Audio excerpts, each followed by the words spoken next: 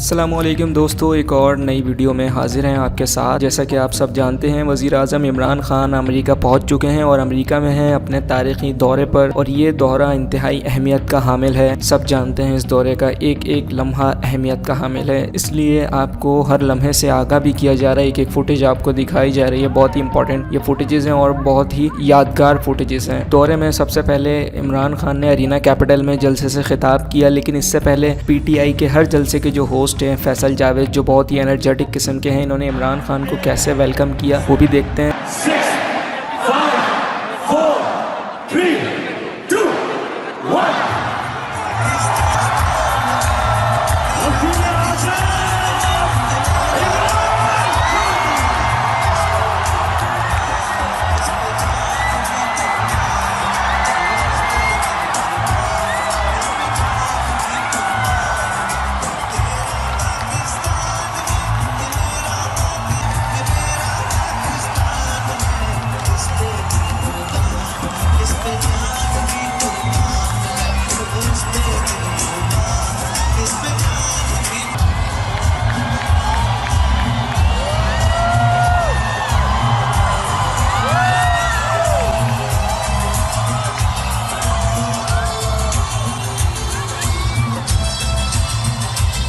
के अलावा और जो मज़ीद हमारे पास इस तरह के फुटेजेस मौसूल होंगी, हम आपको अपडेट करते रहेंगे, दिखाते रहेंगे। आप इसी तरीके से लाइक करते रहें, शेयर करते रहें और चैनल हमारा ज़रूर सब्सक्राइब कीजिएगा।